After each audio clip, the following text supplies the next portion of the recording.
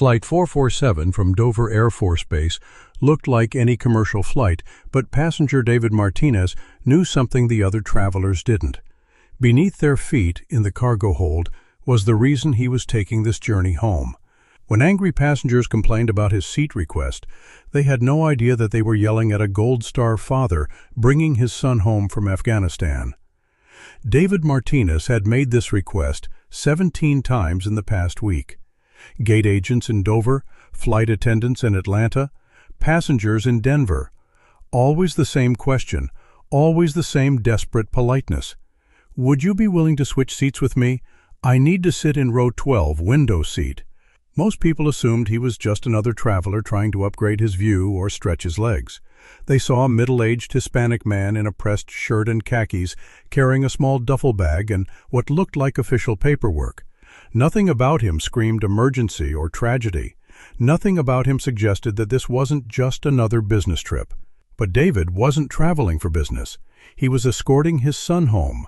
Staff Sergeant Daniel Martinez, United States Marine Corps, had been killed by an IED outside Kabul 3 weeks earlier.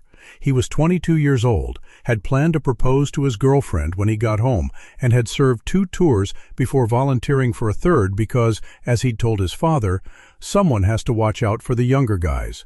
Now Daniel was in the cargo hold below in a flag-draped coffin, and David was doing the only thing he could do as a father, making sure his son didn't travel alone. The military had offered David a choice. He could fly separately and meet the coffin at the destination, or he could escort his son home on the same aircraft. For David, there was no choice.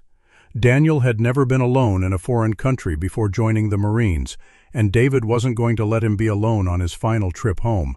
But there was something the military liaison hadn't fully explained to David when he'd signed the escort paperwork. Commercial airlines that also transport cargo often have specific seating arrangements that correspond to where the cargo is loaded. David had learned this the hard way, through a week of flying from base to base as Daniel's body was processed through the military system.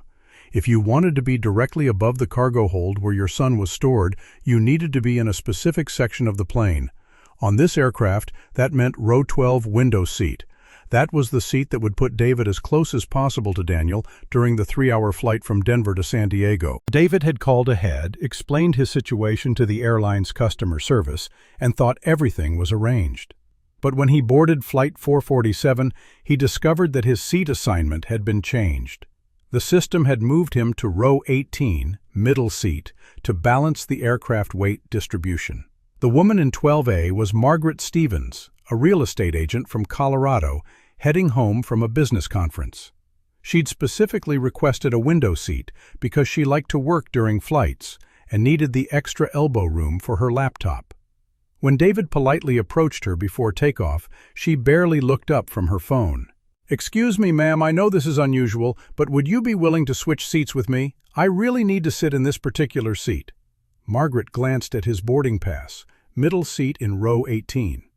"No, I'm sorry, I booked this seat specifically. There are plenty of other window seats." David tried again, his voice carefully controlled. "Ma'am, I understand, but this is really important. I have a special circumstance." "Look," Margaret interrupted, "everyone has special circumstances. I paid for this seat. I need this seat for work, and I'm not switching. Please go back to your assigned seat." Behind David, other passengers were boarding, and the line was backing up. A flight attendant, Jessica Romano, approached to help move things along. "Sir, is there a problem with your seat?" Jessica asked. David pulled out his paperwork, the military escort documentation that he'd been carrying like a lifeline for the past week. "I'm escorting a fallen Marine home, my son.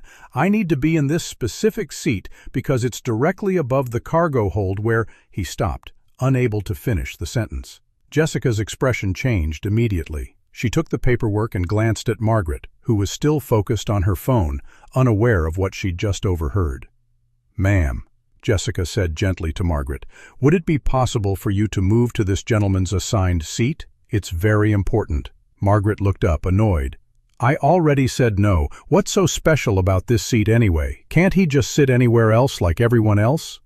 That's when David spoke, his voice quiet but carrying the weight of everything he'd been holding inside for 3 weeks.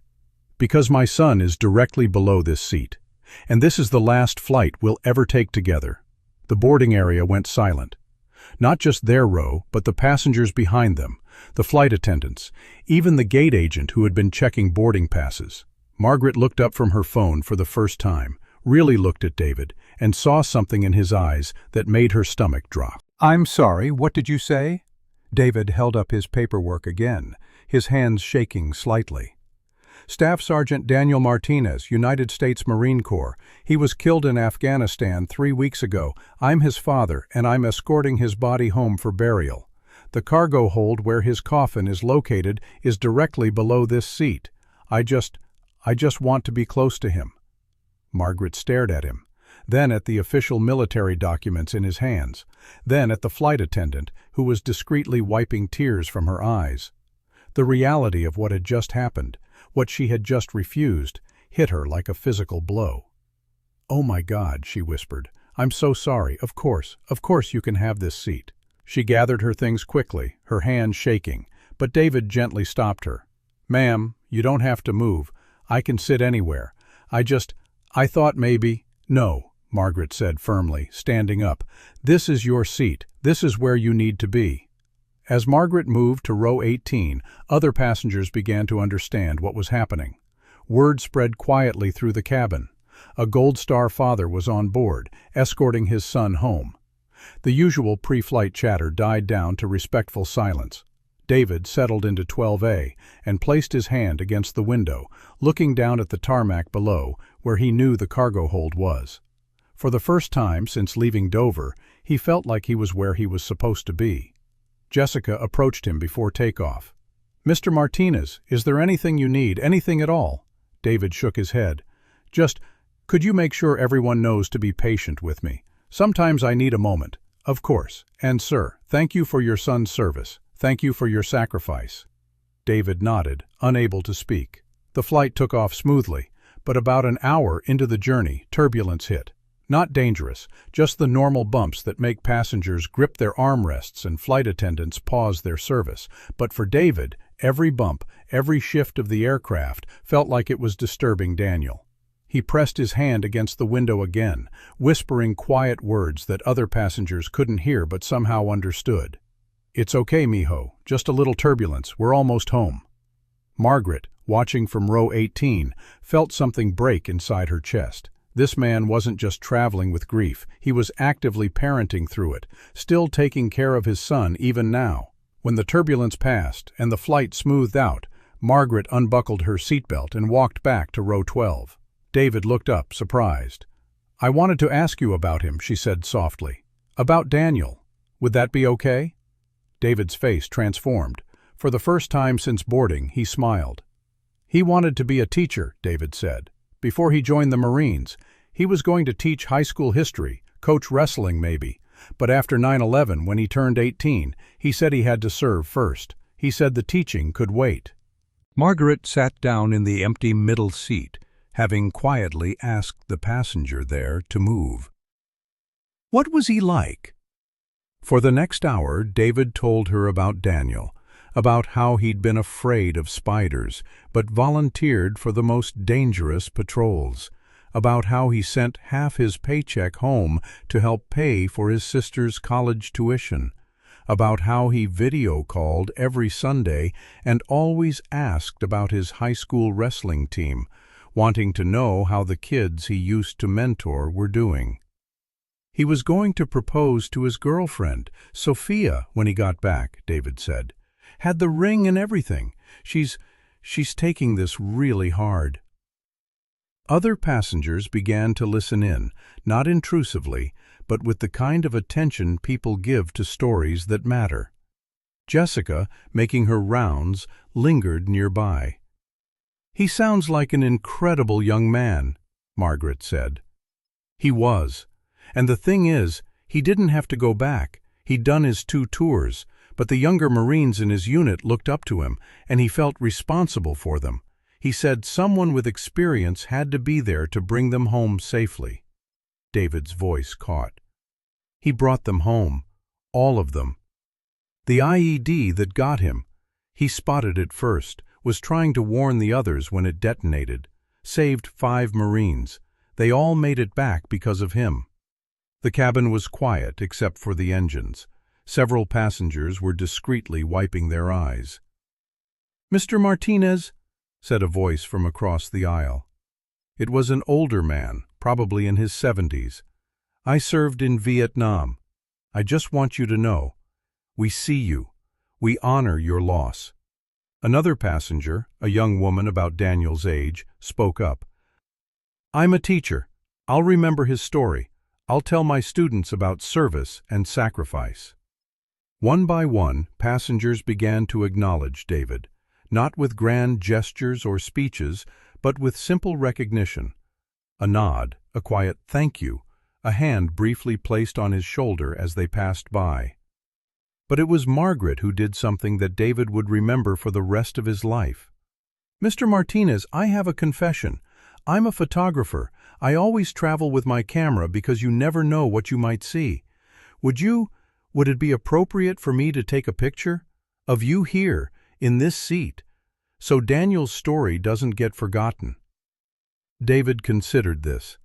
"What would you do with it?" "I'd like to share it, with your permission. Not for attention, but so people understand. So they know what Gold Star families go through, what sacrifice really looks like. So the next time someone like you asks for help, people will understand why it matters." David looked out the window again, toward where he knew Daniel was. He'd like that. He always said stories were important. That's why he wanted to teach history. Margaret took several photos, but the one that would later go viral was simple. David's hand pressed against the airplane window, his wedding ring visible, his eyes closed in quiet prayer or conversation with his son below. As the plane began its descent into San Diego, Jessica made an announcement. "Ladies and gentlemen, we're beginning our descent. I want you to know that we have a very special passenger on board today. Mr. David Martinez is escorting his son, Staff Sergeant Daniel Martinez, United States Marine Corps, home from Afghanistan. Daniel gave his life in service to our country, and his father has been ensuring he doesn't travel alone. I ask that you remain seated when we land and allow Mr. Martinez to disembark first. Thank you." The cabin was silent except for muted crying. When the plane touched down, something unprecedented happened. The passengers began to applaud. Not the usual polite clapping for a smooth landing, but sustained, heartfelt applause for David, for Daniel, for a sacrifice most of them couldn't imagine. As promised, everyone remained seated as David gathered his things. But as he walked down the aisle, passenger after passenger stood, not to leave, but to honor him. By the time he reached the front of the plane, the entire cabin was standing in silent respect. Margaret had tears streaming down her face. "Mr. Martinez, wait!" She pressed something into his hand, a small card with her contact information. "I want to stay in touch. I want to know about the funeral, about how you're doing. And when you're ready, I'd like to help tell Daniel's story properly, the whole story." David nodded, too emotional to speak. Outside, David could see the honor guard waiting on the tarmac, the hearse with its flag-draped interior, the formal ceremony that would transfer Daniel from the cargo hold to his final journey home. But inside the plane, he had found something he hadn't expected. A community of strangers who had become witnesses to his love, his loss, and his son's sacrifice. The photo Margaret took, David's hand on the window, saying goodbye to his son, was shared millions of times over the following weeks. But more importantly, it changed how people thought about the small requests that seem unreasonable until you understand the stories behind them. Airlines began training their staff about Gold Star families. Passengers started asking, "Can I help?" instead of "Why should I?" And Margaret Stevens, the real estate agent who almost said no, became an advocate for military families, using her story to teach others about the journeys that happen right next to us, invisible unless we take the time to see. David Martinez buried his son with full military honors 3 days later. Sophia, Daniel's girlfriend, wore the engagement ring he'd never had the chance to give her. The 5 Marines Daniel had saved served as pallbearers, and in the front row of the church, Margaret Stevens sat with dozens of passengers from Flight 447, all of whom had asked David if they could come to pay their respects. Because sometimes a simple seat change isn't about comfort or convenience. Sometimes it's about a father's need to stay close to his son. Sometimes it's about recognizing that the most important journeys are the ones we never want to take, and making sure no one has to take them alone. Now, I ask you, have you ever been asked to do something small that seemed unreasonable? Have you ever wondered about the stories behind the requests that interrupt your day? Share your thoughts in the comments below, because here at Silent Heroes, we believe that every act of kindness toward a stranger might be exactly what they need to get through the hardest moment of their life. Thank you for watching. If this story changed how you think about the people sitting next to you, subscribe to help us share more stories that matter. Hit that notification bell. Share this with someone who needs to remember that we're all just people carrying invisible burdens. Until next time, listen closer, look deeper, and remember that sometimes the most heroic thing you can do is simply say yes when someone asks for help, even when you don't understand why they're asking. The heroes aren't always the ones who die in service. Sometimes they're the ones who spend the rest of their lives serving the memory of those who did.